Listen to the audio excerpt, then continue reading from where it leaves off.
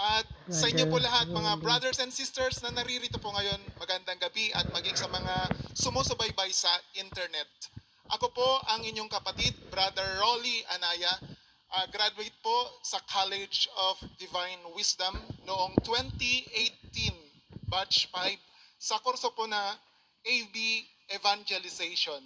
Ako po ngayon ay kasalukuyang preacher sa PFCC 21 Rizal. Kinikilala ko po na isang napakalaking biyaya sa aking buhay paglilingkod ang pag-aaral ko sa College of Divine Wisdom. Amen. Dito po tumatag ang aking pananampalataya, lalo akong na-inlove kay Yahweh El Shaddai. Hindi lang sa mga pagtuturo, kundi sa aking karanasan bilang isang nag-aaral. Kasi after 20 years nang naudlot na pagtatapos ko sa kolehiyo, naipagpatuloy ko noong 2015. At yun po ay dahil sa biyaya ni Yahweh El Shaddai. Amen. Ako po ay tinawag dito po sa pamilya ni Yahweh El Shaddai noong December 1995. At sa pamamagitan po ng isang sakit, yun po yung naging panawagan ng Diyos para ako po ay lumapit sa Kanya. Dahil at that time takot na takot po ako na mamatay. Kaya noong ako po ay in-NPG ng coordinator sa amin pong bayan, nag-respond po ako dahil nababalitaan ko po na naghihimala si Yahweh El Shaddai sa kanyang banal na gawain. At hindi nga po ako binigo ng Diyos. Ang akala ko noon, hindi na ako abutin ng 1996. Pero ngayon, 2024 na buhay pa rin ang inyong kapatid. Praise Glory the to God. Lord. Amen. At hindi lang yan. Noon, para sa akin, threat ang kamatayan. Within my being noon, kahit hindi pa ako dumadalo sa gawain ng Diyos, alam ko na kapag ako'y mamatay, mayroong naghihintay sa akin na kaparusahan dahil sa aking mga nagawang kasalanan. And thank God sa kanyang pagkatawag sa akin dito sa kanyang pamilya sa El Shaddai, ang plano ko, ang dahilan ko kaya ako nag-respond sa kanyang paanyaya ay para pagalingin ang aking sakit. Pero mas higit na dakila ang dahilan ng Diyos ng kanyang pagkatawag sa akin upang ako ay palayain sa takot na yon dahil sa banal na dugo ng Panginoon Yesus na kanyang inialay doon sa krus ng Kalbaryo, Amen. nawalan ng kamandag ang kamatayan sa akin. Praise the Lord. Praise God, wala na ako sa ilalim ng sumpa ng kasalanan. In Nasa Jesus' ilalim na ako ng biyaya Gracia. ng dugo ng ating Amen. Panginoong Heso Kristo. At Thank you, higit pa Lord. riyan, brothers and sisters in Christ, tinawag po ako ng Diyos na maging preacher. At para sa akin po noon, it is impossible for me na maging preacher. Kasi po, mayroon akong inferiority complex.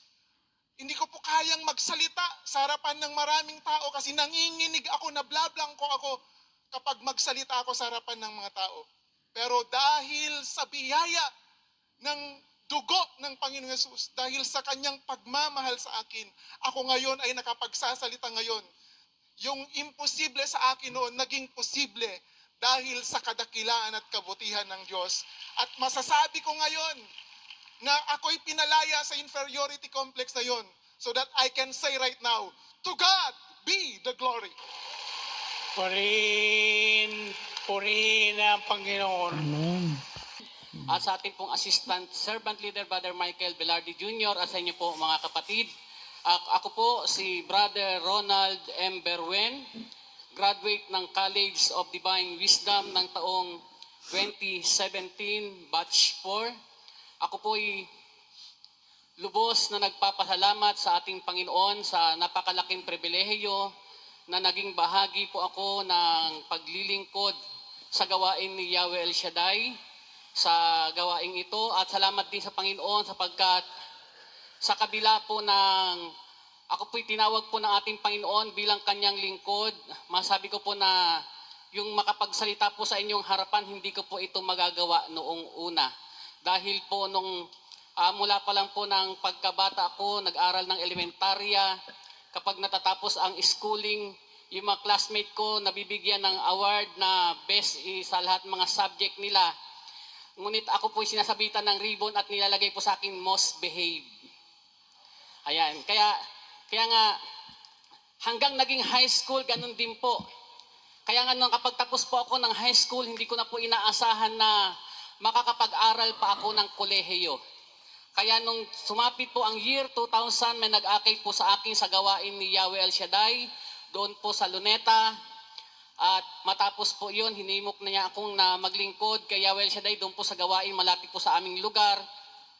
Kaya po ako'y tumugon sa kanilang panawagan na maglingkod bilang mang-aawit. Kaya sa biyaya po ng Panginoon, nung nagsimula po akong maglingkod, doon po binigyan ako ng pagkakataon ng Panginoon na makapagtrabaho sa isang paggawaan ng mga surplus na appliances. At nung tumatagal na po ako doon, na-influensyahan ako ng aking mga katrabaho na gumawa ng hindi tama, na kung saan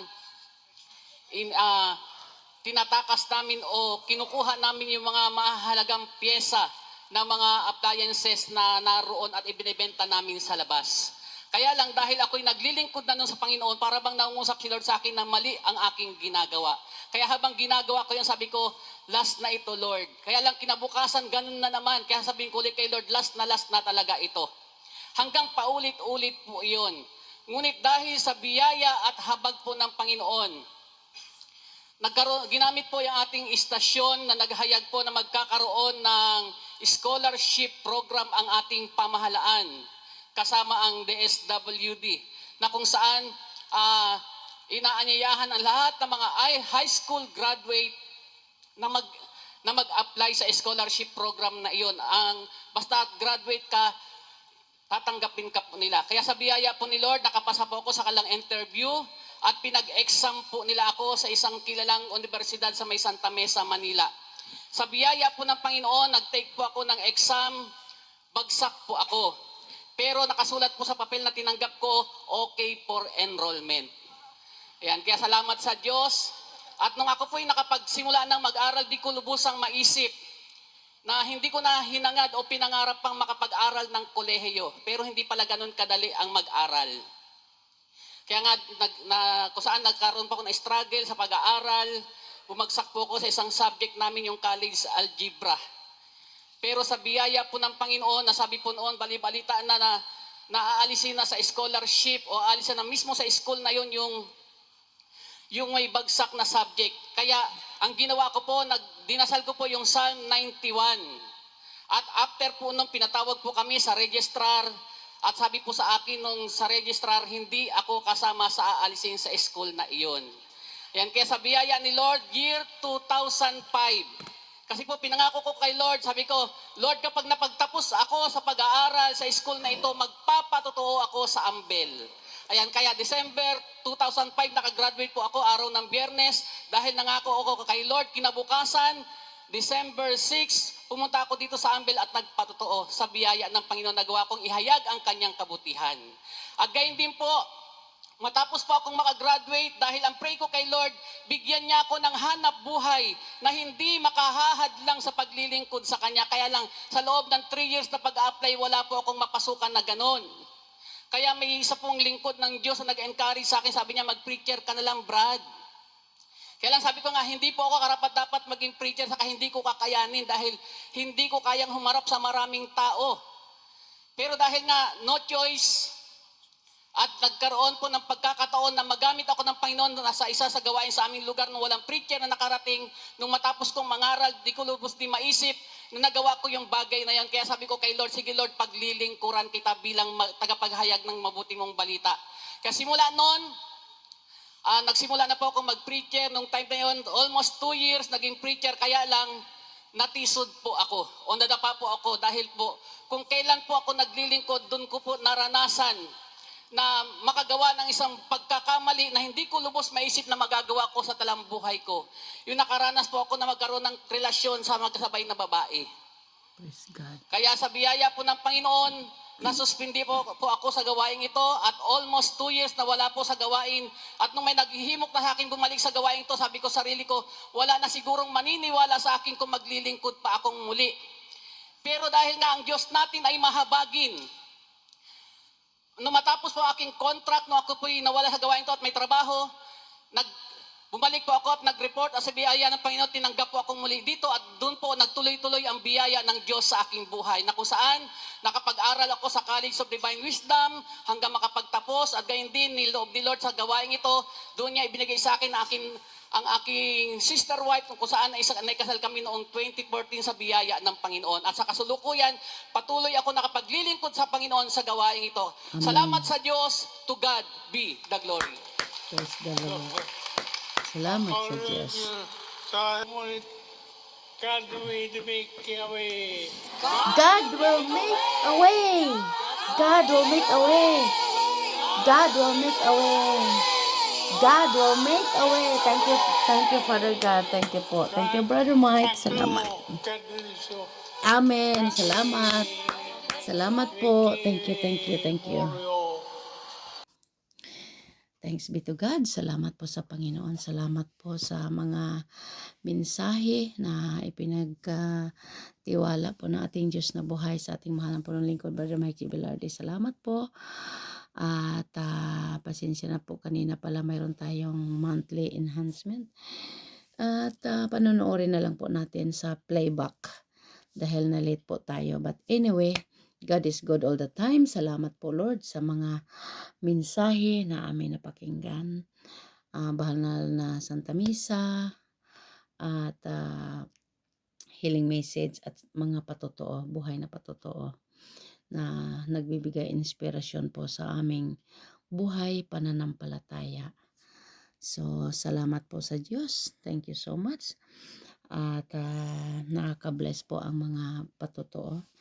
Yung isang brother, yung kanina sa number 1 at saka pangalawang testimony, sila ay pinagaling po sa kanilang karamdaman. Salamat po sa Diyos. At yung favor ng Panginoon sa mga nagtitiwala sa Kanya, talagang hindi po talaga nagbabago ang pag-ibig ng Diyos. Oo, salamat po sa Diyos. To God be the glory. At yung pinakalas na nagpatotoo ay talagang public confession na siya po daw ay nagkaroon ng relasyon sa dalawang babae at siya ay na bigyan ng tawag nito, binigyan po siya ng parang hindi penalty, suspension or suspended si brother dahil tungod sa iyahang kanang nabuhat nga bawal o maobitaw nga sa gawain ni Lord hantod mahimo ang mga disciple dili siya pwede nga mo lakaw nga siya ra dapat na siya kauban. Oo, mao man na hinumdum ko ni si Brother Mike, niingon si Brother Mike nga kanang bawal moadto ang mga partner sa lugar ay butang ta sabay sa disciple nga siya ra usa or nasa labi na sa abroad. Oo, nahinumdum ko na sa una kay murag na apotoy na suspended nga disciple na nitungtong gani po to siya sa stage na ngayo og pasaylo kay sa tanang katawhan o kay Brother Mike niya gusto niya mo balik mao to nga gidawat siya ni Brother Mike. Oo, so dili jud lalim ang mga na tagapagpahayag sa Ginoo na ay mga rules and regulation na dapat sundon. Kaya we pray for them, mga lingkod ng ating Panginoon, bigyan nawa sila ng kalakasan ni Lord, kalakasan galing kay Lord at mga fresh revelation at ilayo sila sa mga temptation, lalo na po yung mga pinahayo sa iba't ibang dako ng mundo ng mga disciples, international preacher. We pray for them na sila ay ingatan ni Lord at gabayan at focus lang sa paglilingkod sa Panginoon, focus lang sa paghayag ng mabuting balita focus lang sa pag-aakay ng maraming kaluluwa patungo sa paanan ng Panginoong Hesus. At hindi po madali dahil sa sarili po nating pagsusumikap. Kung wala ang grasya ng Panginoon ay ano po tayo, hindi po natin kaya, nadadapa po tayo sa sarili natin. Pagsusumikap, wala tayong sapat na lakas para makasunod sa kalooban ng Panginoon. Pero kapag ang grasya ni Lord kasama natin ay tiyak yon, tagumpay po tayo. Sa paanong paraan? Sa pamagitan po ng always connected to God, pakikinig ng salita ng Diyos, pagdadalo ng mga gawain, pag-attend ng banal na misa, pakikinig ng mga homilies.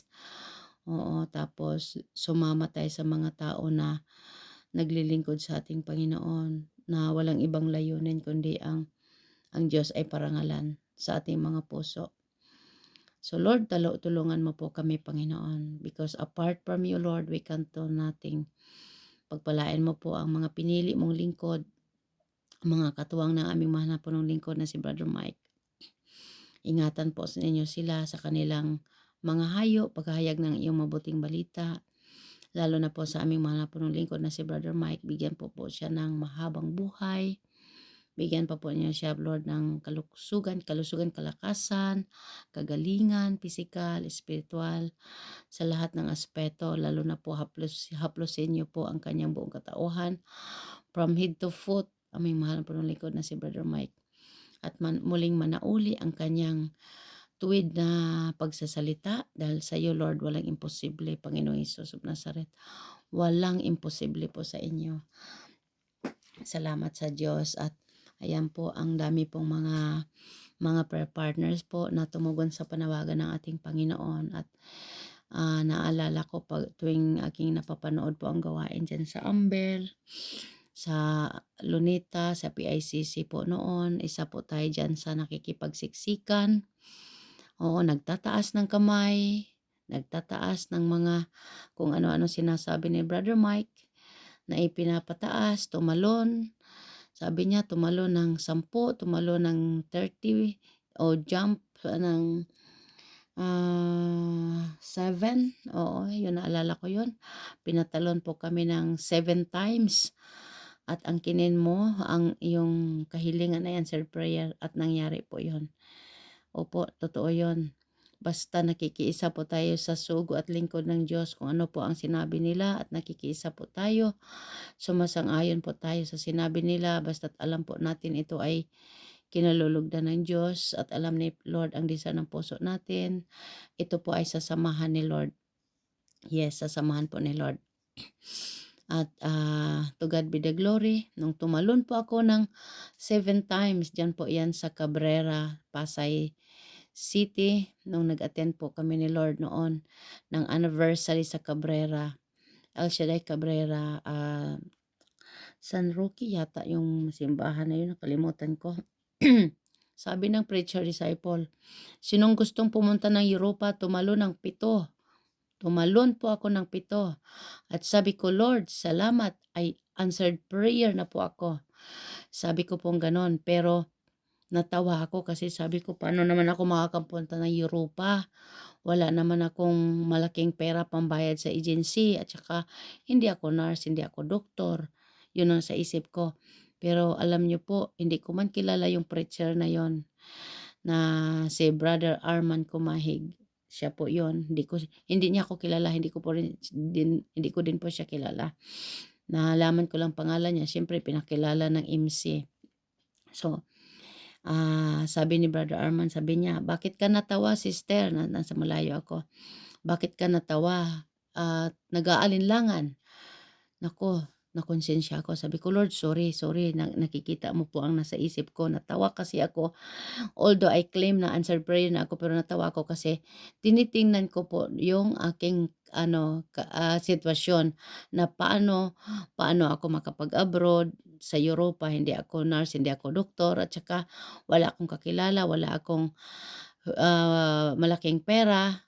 In fact, nung time na yon, kasi galing ako ng kumbento, yung aking bangko, yung natira kong pera sa bangko ay na-close ko po yun dahil winidraw ko po at isang kapatiran po no na aking tinulungan at yung iba pinadala ko sa probinsya dahil yung aking kapatid no nag-aaral. So sabi ko, Lord, wala akong ibang kakapitan kundi sa ikaw lamang. Kaya yun, nung natawa po ako at sinabi ni brother na bakit ka natawa, hindi mo ba alam na sa Diyos lahat ng bagay nagagawa. Si Sarah nabaog, 'di ba? Yun yung kwento niya yun. Kaya sabi ko, Lord, sorry po at I claim by faith. I claim by faith, Lord, na magkatotoo po at yun. So, yung year na yun, 2002, it was 2002 po yun. Kung hindi ako nagkamali, Mayo. O nga pala, May, ilang taon na? 2024 na tayo ngayon. Yun 2002. 2002 po yun nangyari. Ang sabi ko kay Lord, inaangkin ko na. So, dumating po yung aking answered prayer. October yun. October 20, birthday ng nanay ko. Mayroong paanyaya sa akin kung gusto ko daw na magtrabaho sa Cyprus. Ay, nako, answered prayer po ako. Sabi ko, yes. Yun, tinanggap ko yung alok na yun. So, May, June, July, August, September, October. 5 o 6 months lang po nung since na nag-attend ako at I claim by faith. Ayun, na-answered prayer po tayo, October. And then, November 23, ang lipad namin Lord, from Manila to Bahrain, and then Bahrain to Cyprus. Tas mayroon pa akong, praise the Lord, hindi ko makalimutan, nung sa loob ng eroplano, may katabi po akong isang mama. Hindi ko po alam ang pangalan niya, hindi ko siya tinanong. Pero nagtaka ako bakit panay tayo niya. Oo, tayo siya and then uupo na naman tapos kailangan tumayo ako kasi nasa looban siya nasa ako sa harapan, nadadaanan niya ako sabi niya, excuse me to. So pinapadaan ko naman po siya and then di na ako nakatiis, sabi ko, kabayan, ano pong nangyari sa inyo? Tapos parang namumutla. Sabi niya, ano po kabayan, nagsi-CR ako kasi hindi ko maintindihan yung naramdaman ko. Para daw siyang natatai, nasusuka, ewan ko ano nangyari sa kanya at hindi na niya ma-explain. Sabi ko, ganun ba kabayan? Di sabi ko, ako naman hindi pa ako nagdadalawang isip. Sabi ko, kabayan, naniniwala ka ba sa Panginoon? Sabi niya, oo naman, naniniwala ako. Sabi ko, ako Kristiyano ako. Sabi ko ganun sa kanya. Gusto mo ipag-pray kita? Sabi niya gano'n. Sabi ko gano'n. Sabi niya, oo. Tapos sabi ko, magkaisa tayo sa panalangin kabayan. Ako Katoliko ako. Ano ka? Sabi naman niya, ako Iglesia. Okay lang yun. Sabi ko kung gano'n, Iglesia ka, isa lang naman ang Diyos ang tinatawagan natin, di ba? Sabi niya, oo. So sabi ko, mayroon akong dalang langis. Itong langis, tsaka yung panyo, ito instrumento ng Panginoon, El Shaddai. Kasi nga pala nag-El Shaddai ako. Narinig mo ba yun? Sabi niya, oo, narinig ko yun. So sabi ko, sige, magkaisa tayo ha. Mag-short prayer lang ako sa'yo. Tapos after ko short prayer, pahiran kita ng langis. Tapos, hindi ko matandaan kung binigyan ko siya ng panyo. Pero yung langis, natandaan ko, binigyan ko po siya ng langis. Kasi siya ay papuntang Saudi Arabia. Ngayon, yung airplane, paglapag po ng Bahrain, kanya-kanya na po kami hindi ko na nakalimutan ko itanong pangalan niya. Lilipat pa siya ng isang eroplano. Ako naman lilipat ng isang eroplano papuntang Cyprus. So sa madaling salita po, to cut the story short, after ko po siya na ipag-pray ng short prayer, kinurusan ko po yung noo niya. Tapos, sabi ko, pwede mo bang itaas yung t-shirt mo para krusan ko rin yung tiyan mo? Tapos nilagyan ko rin pinahiran ko ng langis yung tiyan niya, yung liig niya, yung kamay niya. Sabi ko sa pangalan ni Jesus, pagpalain ka, ganito, ganon. Basta tapos nakalimutan ko na siya pala ay Iglesia ni Cristo. Pagkatapos ko na siyang ipag-pray at na-crossan, doon ko na naalala na siya pala ay Iglesia ni Cristo na nawala sa isip ko. Talagang overwhelmed ako sa ano ba, yung kumbaga, Lord, ito na yung pagkakataon na maipakilala kita. Kaya sabi ko, Lord, ginawa ko na ang dapat kong gawin. Bahala na po kayo sa kanya. Sabi ko gano'n kay Lord. So di siyempre, nasa biyahe, papikit-pikit yung mata at natulog na ako ng konti at siya naman hindi na siya dumadaan. Di na siya nagsasabing, "Excuse me kasi magsi-CR ako, excuse me kasi uupo ako." Nagulat ako kasi nung malapit na kami mag-land, nagising po siya at sabi niya sa akin, simula daw na napahiran ko siya ng langis, nakatulog siya. Nakita ko naman nakatulog po siya ng mahimbing.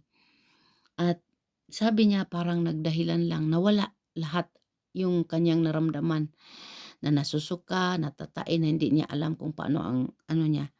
So, sabi ko, "Praise the Lord, salamat sa Diyos, salamat sa Diyos." Sabi ko, "Sige Brad, magpasalamat tayo sa Panginoon, 'wag sa akin." Sabi ko, "Wag po sa akin magpasalamat kasi ako instrumento lang at, sa Diyos tayo magpasalamat." Tas sabi ko po sa kanya, mayroon akong extra dito na dalang langis, maliit na bote. "Gusto mo pa ba ibigay ko sa'yo 'to? Pero pangako mo sa akin kung sino mang nangangailangan ng tulong, katulad ng ginawa ko sa'yo, huwag mong ipagkait, ipakilala mo si Yahweh, ipakilala mo ang Panginoon at tulungan mo siya." Sabi niya, "Oo, sige, sige, sige." So sabi niya, "Salamat, salamat." Sabi ko, "Sa Diyos tayo magpasalamat." So bumaba na po kami sa eroplano, siyempre nagmamadali kasi connecting flight. Nakalimutan ko po itanong sa kanya ang pangalan niya. So to God be the glory na sa simple na pamamaraan na ipakilala natin ang ating Panginoon. Napaparangalan po natin ang ating Diyos na buhay. Hindi man tayo preacher, hindi man po tayo choir, pero sa ganun po na sitwasyon, pag may nakakasama tayo na alam nating nangangailangan ng tulong, hindi man pinansyal, wala man tayong pinansyal maitulong, pero mayroon tayong panalangin o mayroon tayong langis na ipahid sa kanilang noo, sa kanilang part ng katawan nila nangangailangan po ng kagalingan, gawin po natin yon. So, sa Diyos po ang kapurihan, sa Diyos ang karangalan, sa Diyos ang lahat ng pasasalamat.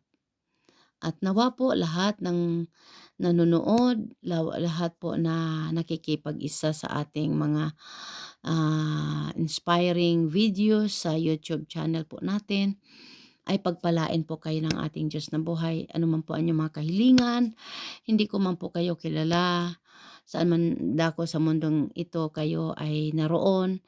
Dalangin ko sa Diyos na kayo po ay pagpalain, samahan, dinggin po ang inyong mga panalangin at kahilingan. Maraming maraming marami pong salamat.